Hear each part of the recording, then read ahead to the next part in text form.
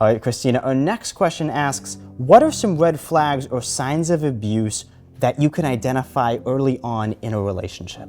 Yeah, so I think one of the biggest things to watch for is how do they allow you to interact with your family and friends as your relationship progresses? I know isolation can be a really early sign of some potential trouble down the road. Also, anybody that encourages one spouse to work and they don't work, and or potentially drive their spouse to work and drop them off and pick them back up at work, that's a sign of trafficking, and they're really just using you for a means to an end. So that's definitely worrisome.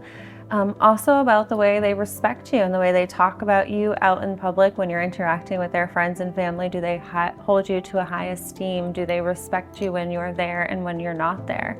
So sometimes I think we can overlook red flags because we're lonely or we appreciate certain aspects of somebody and what they bring to the table, but they can be red flags that if dealt with initially could potentially save a lot of heartache down the road.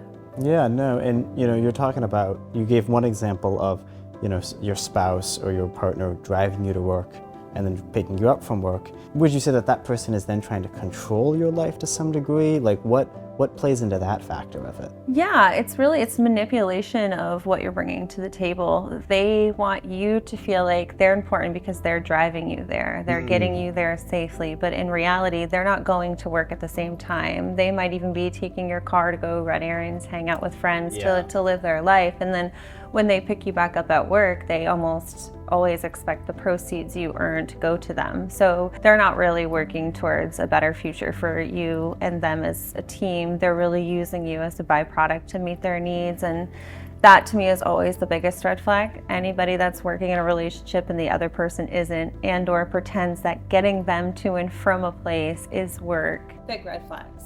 Yeah, and then the other thing you said there, it seems pretty simple, but it is something to look for, and that is, how they talk about you when you're around and then how they talk about you when you're not around. What are some ways that we can identify that behavior? Absolutely, just really keeping your ears opened and not being naive when you hear things and investigating, asking questions. There's been relationships before that I've been in that I've heard things and I just internalized them or assumed I knew the outcome or that it was true or not true.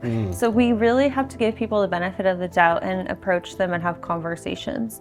We know this is kind of the age of spin. People love to make something the way they perceive or what they believe. So going direct to that source and just asking.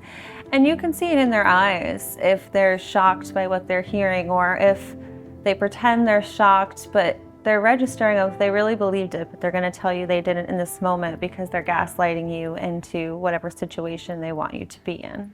All right, Christina, thank you so much for coming back on the program. It is always a joy to have you on. Guys, you can watch all new episodes of Ask Christina Anything Friday nights right after date night at 8:30, Channel 5. Christina, thank you again. Absolutely, Warren. Thank you for having me, and I can't wait for next week.